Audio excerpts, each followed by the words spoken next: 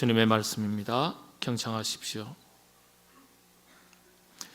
그러므로 주 안에서 갇힌 내가 너희를 권하노니 너희가 부르심을 받은 일에 합당하게 행하여 모든 겸손과 온유로 하고 오래 참음으로 사랑 가운데서 서로 용납하고 평안에 매는 줄로 성령이 하나 되게 하신 것을 힘써 지키라.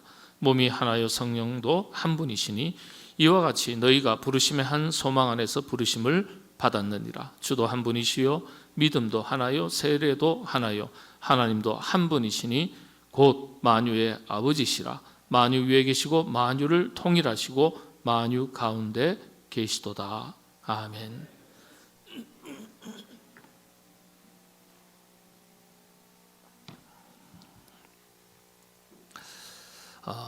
가을을 무슨 계절이라 그러죠? 가을을요. 가을을 무슨 계절? 독서의 계절. 근데 독서의 계절 아닌 것 같아요.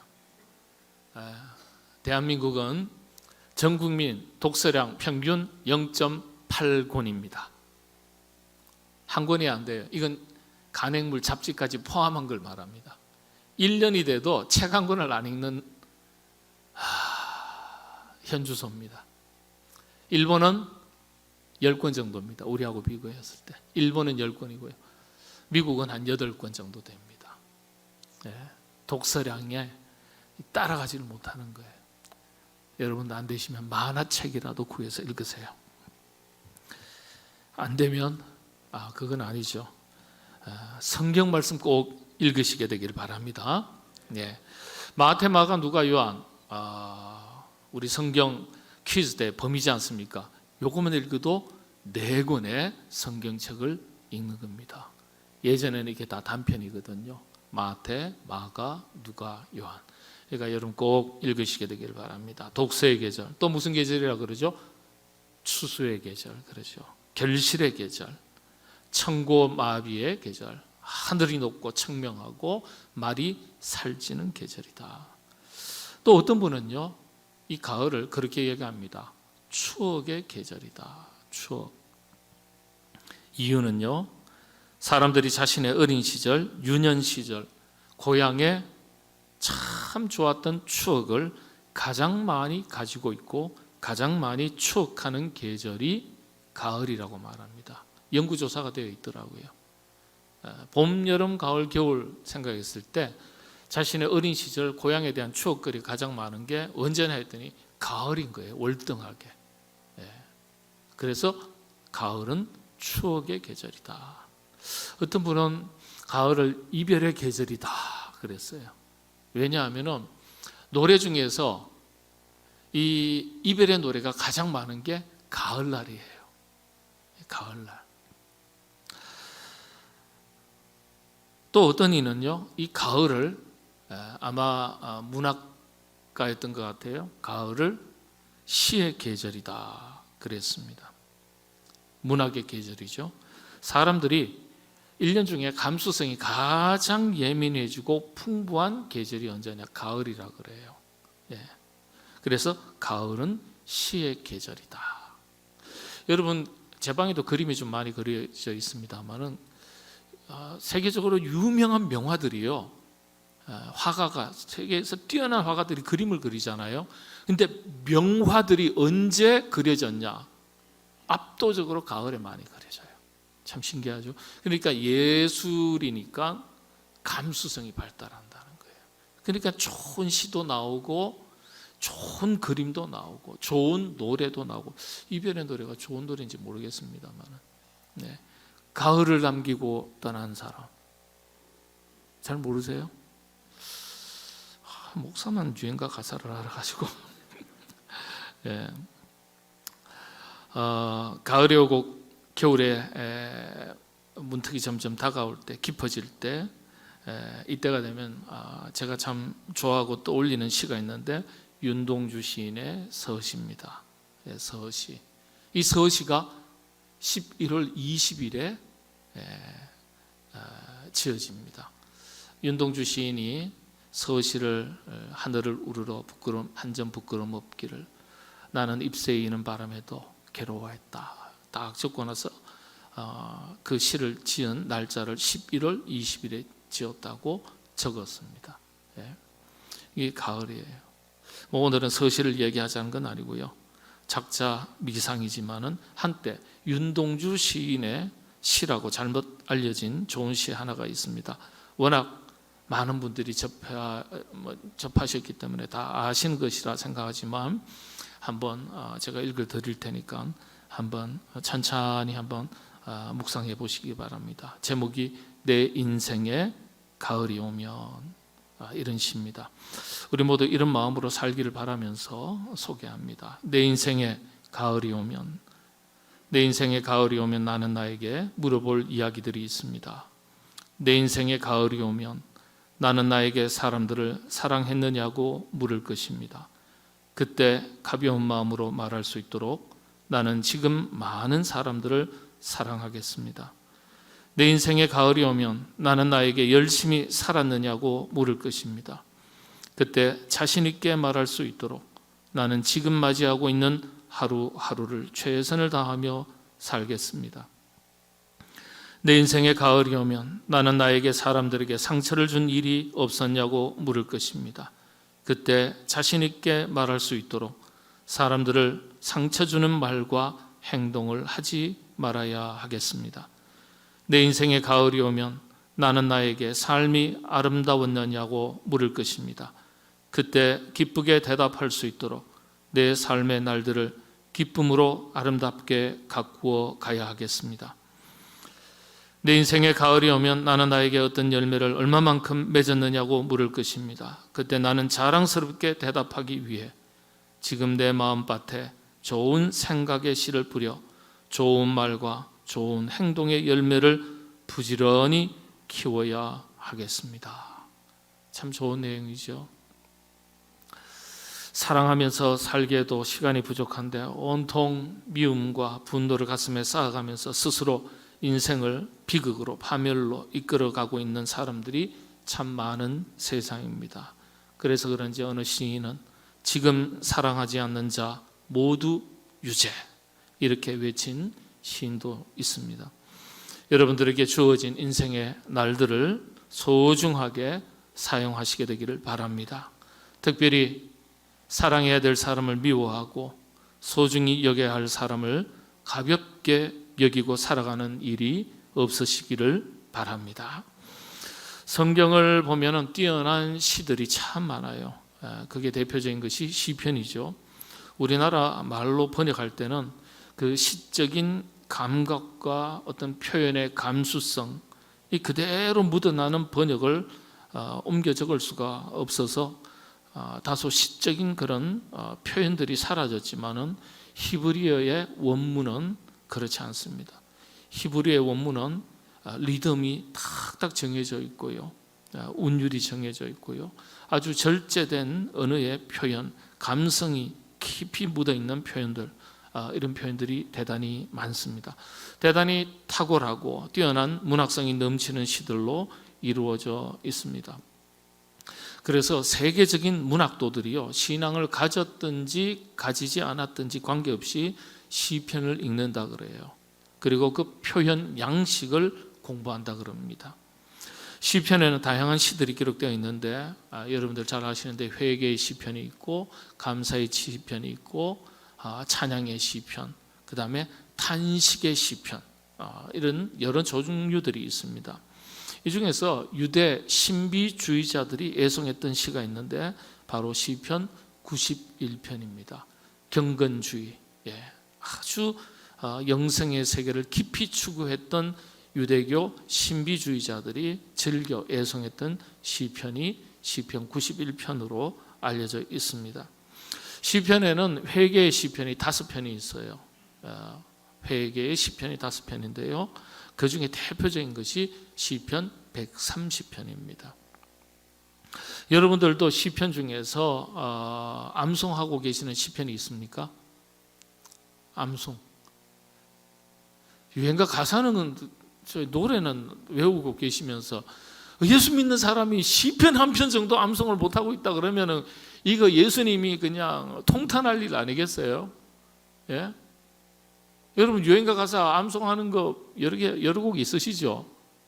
두만강 푸른 물에 노젓는 베드로. 예? 여러분들 세상 노래는 그렇게 다 외우시면서 그리스도인으로서 평생을 살아간다 그러면서 성경 한 구절 암송 요절 말고요, 시편 한 편 정도는 외울 수 있어야 되죠. 하다못해 시편 1편이 이 시편 150편의 전체 대표적인 시편이니까 그런 건 암송해 보세요. 길지도 않잖아요. 1절부터 6절까지밖에 안 되니까요. 예? 이게 시편 1편에서 6편까지 다 외우시는 분들 이게 상 줘야 돼요. 그냥 제가 말씀드리는 거 아니에요. 10월 넷째 주, 예. 믿거나 말거나 성경 퀴즈대. 자, 여러분들 예수님께서 좋아하셨던 시편이 있습니다. 몇 편일까요? 예수님께서 참 좋아하셨고 애송하시던 시편이 있습니다. 제가 오늘 예배 기원문에 그래서 다른 걸 두지 않고요, 예수님이 좋아하셨던 구절을 첫 구절 1절 2절을 기록했어요. 시편 103편입니다. 시편 103편. 예, 이런 걸 알아두시면 참 좋죠. 뭐 신앙생활에 다양한 지식들을 가지고 있는 건 은혜를 더 풍성하게 하는 거니까 좋은 거예요. 성경에 기록된 시는요, 다른 시, 어떤 시들과는 아주 다른 문학적인 특성이 있는데 그게 뭐냐면 성경에 등장하는 시, 특히 구약의 시편은 대부분 기도로 이루어져 있다는 사실이에요. 기도로 이루어져 있어요. 성경 인물 중에 시편을 아주 좋아하고 또 자신이 편지를 쓸 때 구약의 시편을 가장 많이 인용한 인물이 있습니다. 누굴까요? 사도 바울이에요. 사도 바울이 구약의 시편을, 운율을, 시의 리듬을 많이 인용해 왔습니다. 사도 바울이 아주 애송했던 시편이 몇 편일까요? 괜한 걸 제가 여쭤봐서 죄송합니다. 지금 마음도 분주하고 몸도 분주한 상태에 사도 바울이 가장 애송했던 시편은 시편 2편입니다. 시편 2편 7절 같은 경우, 그 다음에는 시편 16편. 이런 시편들은 사도 바울이 아주 좋아했던, 신약 성경에서도 바울 서신에도 일부 인용을 했고 운율 리듬을 인용을 했고요, 또 교회사에서도 그렇게 알려져 왔습니다. 사도 바울이 초대교회 많은 교인들에게 편지를 썼는데 신약 성경의 대부분을 차지하는 바울 서신이죠. 바울이 초대교회 디아스포라, 흩어져 있던 성도들에게 편지를 쓸 때 아주 시적인 표현 방식을 사용해서 사실 편지를 썼습니다. 바울 서신을 보면 그래서 시적인 표현으로 기록되어 있어요. 우리는 그런 걸 잘 못 느끼죠. 번역본을 읽으니까. 네. 그 중에 하나가 바로 오늘 본문 말씀 에베소서 4장 1절에서 6절까지의 말씀입니다. 에베소서 4장이 전체적으로는 시편의 운율, 리듬을 차용해서 사도 바울이 편지를 썼습니다. 한번 교독해 보실까요? 1절부터 6절까지. 3부 때는 교독은 못할 것 같아요. 시간이 없으니까. 2부 때니까 저와 여러분 함께 교독하는 겁니다. 그러므로 주 안에서 갇힌 내가 너희를 권하노니 너희가 부르심을 받은 일에 합당하게 행하여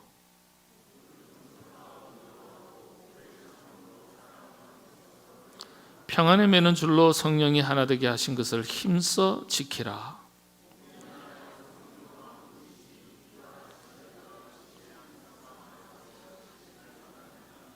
주도 한 분이시요 믿음도 하나요 세례도 하나요.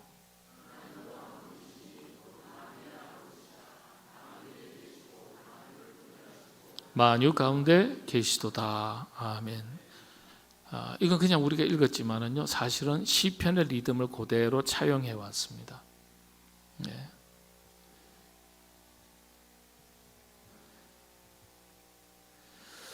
사도 바울이 이렇게 시적인 표현을 사용해서 편지를 썼는데요, 1절부터 6절까지는 특별히 시적인 표현 방식을 가지고 편지를 쓰고 7절에서 12절까지는 이런 편지, 시를 쓰는 이유, 그 이유를 기록했습니다. 핵심은 두 가지거든요. 첫째는 하나가 되라. 하나가 되기 위해서 노력하라.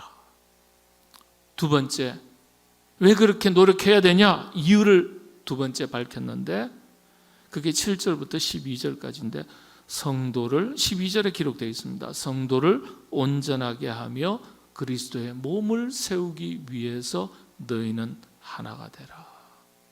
네, 하나가 되라. 그리고 여러분들 5절에 보면은요, 주도 한 분이시요 믿음도 하나요 세례도 하나요 하나님도 한 분이시요, 무엇도 하나요 무엇도 하나요 무엇도 하나요. 리듬이 있지 않습니까? 이걸 시에서는 운율이라고 말하죠. 시의 리듬이에요. 그런 리듬을 사용했어요. 바로 사도 바울이 이런 편지를 쓴 이유, 조금 더 구체적으로 살펴보면요, 초대교회 대부분의 교회에서는 문제가 하나 있어요. 어떤 문제냐? 교인들의 인적 구조에 문제가 좀 있었어요. 특별한 점이 있었어요. 교인들이 두 종류로 구성되어 있었습니다. 하나는 히브리파 유대인, 히브리파 유대인, 본토의 유대인들을 말합니다. 그 다음에 헬라파 유대인, 그건 해외 이주민을 말합니다. 이주민이죠. 그리스, 로마, 유럽으로 흩어져 있는 디아스포라, 이주민을 말합니다. 히브리파 유대인들은요, 보수적이고요, 구약 중심적이고 율법 중심, 아주 율법을 중요하게 여겼던 유대인들입니다. 주로 예루살렘 출신들이에요.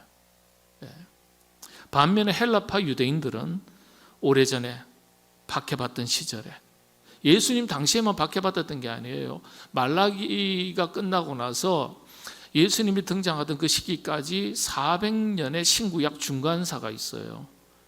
이때부터 박해를 받았어요. 그러니까 구약의 이스라엘이 남유다가 다 망하지 않습니까? 바벨론으로부터. 그 이후로부터 나라가 없어졌어요. 수백 년 동안.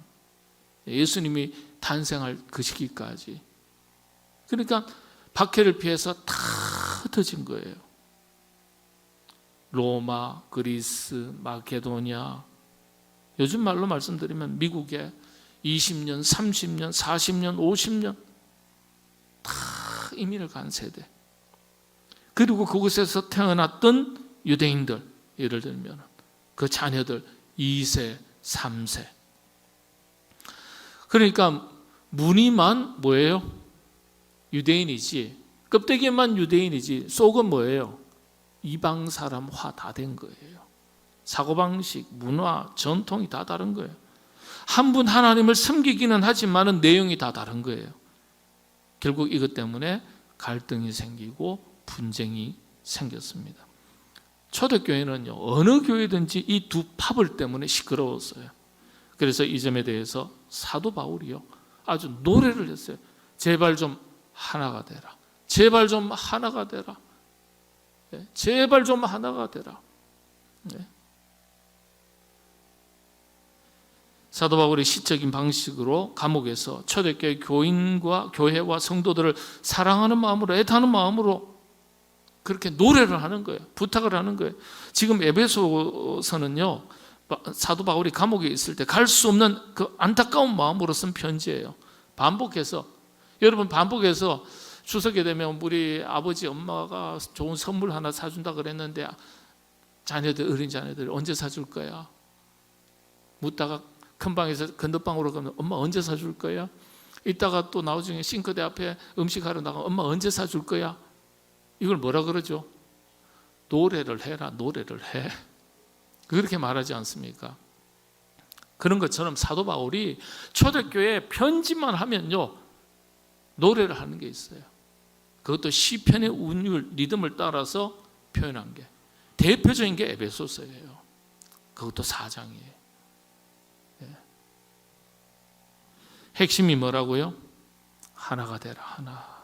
이유는 간단하다. 그리스도의 몸을 세우기 위해서이다. 그리스도의 몸을 세우기 위해서 하나가 되고, 세워진 교회는 그리스도의 몸이기 때문에 하나 된 것을 힘써 지켜야 된다. 4절에 보면 성령이 하나 되게 하신 것을 힘써 지키라고 그랬어요. 사도 바울의 간절한 당부예요. 여러분, 교회를 한번 보십시오. 그리스도의 몸이라고 했어요. 여기에 속한 그리스도인들은 그 몸의 지체라고 했습니다. 그러니까요, 우리의 신앙의 공동체는 그리스도의 몸을 이루는 서로의 지체예요. 하나입니다, 사실은. 그래서 교회를 가리켜 영적 가족 공동체라고 말합니다. 그런데 서로 다른 사람들이 모여서 서로 다른 그룹들을 이루어서 생활을 하게 됩니다. 그러니까 서로 다른 생각, 서로 다른 가치관, 서로 다른 삶의 배경들, 생각하는 것이 다르고 기준이 조금씩 다르고, 이 다른 것이 너무도 많아요. 교회는요, 삶의 수준도 다 다르고 배움의 길이도 다 다르고요, 다 달라요. 다 서로 다른 것이 자칫 잘못하면 어떻게 되죠? 갈등이 될 수 있어요. 충돌이 될 수 있어요. 분쟁이 될 수 있어요. 근데 몸이 오른팔, 그리고 팔은 두 팔은 서로 비슷하다니까 호흡을 맞춘다 치죠. 발 다르고 손 달라요. 서로 다르기 때문에 갈등이 되면 되겠습니까? 아니죠. 어떻게 해요? 조화를 이루어야 돼요. 조화를 이루어야 하나가 될 수 있는 거예요. 생각도 서로 다르죠. 왜 그런 생각하냐고, 말도 안 되는 생각이라고 할지 몰라요. 그런데 상대방 입장에서는 제가 그런 생각하면 왜 그런 생각하냐, 이렇게 이야기할 수도 있는 거죠. 조화를 잘 이루는 게 필요해요, 교회는요. 왜냐하면 서로 다른 것이 많아도 너무나 많은 것이 바로 교회이기 때문에. 그런데 교회만 그런 게 아니죠. 가정도 그렇고 세상살이도 다 그렇습니다. 서로 다른 것이 너무나 많은 사회예요. 서로 다른 것이 날마다 갈등을 이루면 이 사회가 온전한 사회, 건강한 사회, 밝은 사회가 되겠어요? 그럴 수가 없겠죠. 서로 다른 것을 잘 조율해서 하나가 되려고 노력해야 되죠. 여러분, 가정을 한번 보겠습니다. 가정을 만드신 분이 누구시죠? 하나님이세요. 하나님을 주인으로 하는 혈연 공동체가 가족이에요. 하나의 몸입니다. 하나의 몸. 그래서 하나님께서, 주님께서 교회도 만드셨지만은 가정도 만드신 거예요. 그래서 하나님께서 만드신 것을 힘써 지켜야 되는 거예요. 영적인 법칙이 거의 동일하게 적용되는 것이 교회와 가정입니다. 추석을 맞이했습니다. 사도 바울이 시편 운율을 따라 노는 말처럼 권면한 이 말씀이 주님의 가르침이신 줄로 믿고 받으시게 되기를 바랍니다. 교회도 가정도 하나됨을 힘써 지키셔야 됩니다. 명절에 한 피바다 한 몸을 이룬 가족들이 만나서 행복한 시간을 보내시게 되기를 바랍니다. 여러분, 가족 관계가 금 갈 것 같으면 말씀하지 마시고 뭐 하셔야 돼요? 참아라. 오늘 말씀 있는데 모든 겸손과 온유하고 오래 참음으로 용납하라 그랬잖아요. 예.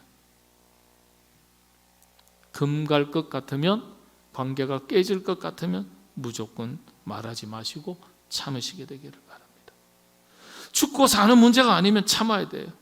그리고 서로 다름을 이해하고 용납하셔야 돼요. 여러분, 싸워도, 제가 책을 보다가 이런 게 있더라고요. 싸워서 이겨도 실상은 손해보는 몇 가지가 있는데 그 중에 한 가지가 뭔지 아세요? 아내와 싸워서 이기는 것은 이기는 게 아니래요. 이쯤 되면 이제 아내들은 아멘 그래야 되는데, 아내와 싸워서 이기는 건 이기는 게 아니래요. 무조건 손해래요. 여성들이 언제 원수를 갚는지 아세요? 나중에 나이 들어서 갚아요.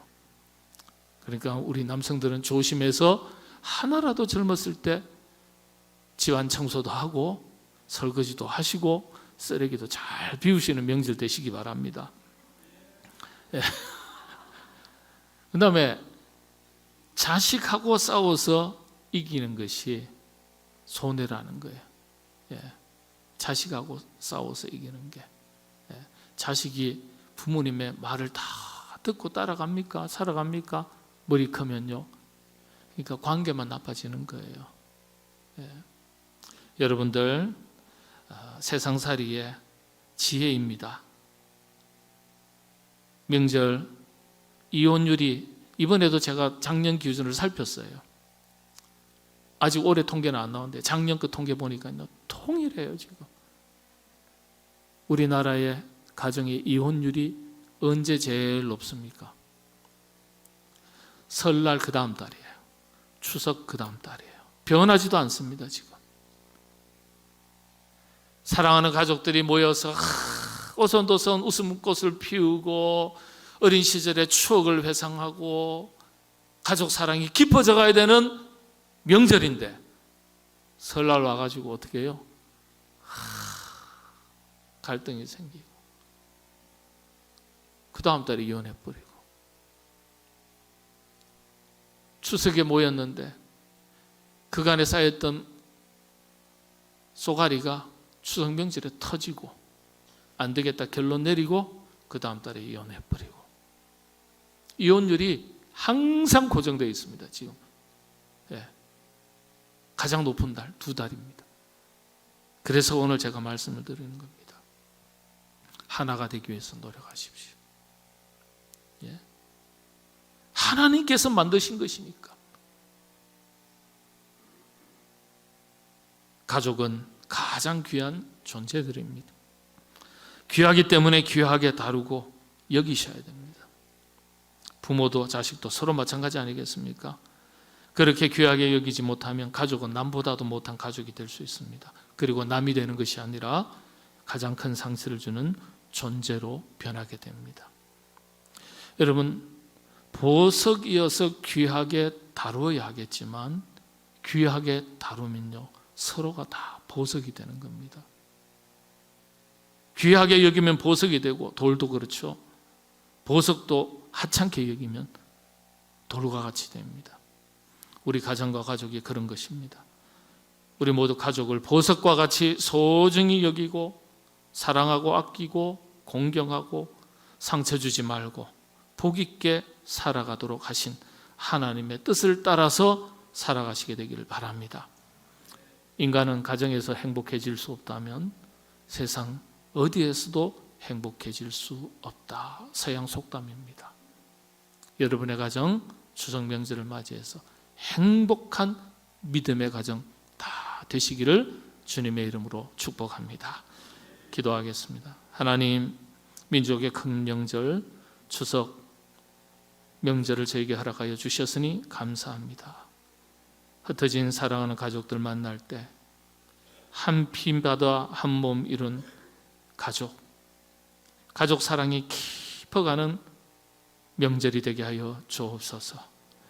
하나님 은혜가 10년 가운데 가정 가운데 흘러넘쳐서 하나님께서 기뻐하시는 믿음의 복된 가정으로 든든하게 설 수 있도록 인도하여 주옵소서. 가정을 시험들게 하고 병들게 하고 깨어지게 하는 모든 악한 것으로부터 우리 하나님 지켜주시옵소서. 원건각체에 흩어지는 사랑하는 모든 죄의 권속들의 발걸음을 주께서 평강으로 지켜주시옵소서. 우리 교회가 영적인 가족 공동체로 이와 같이 평안하고 행복하고 기쁨이 넘치는 천국의 그림자 되는 신앙 공동체 되게 하여 주시옵소서. 예수님의 이름으로 기도하옵나이다. 아멘.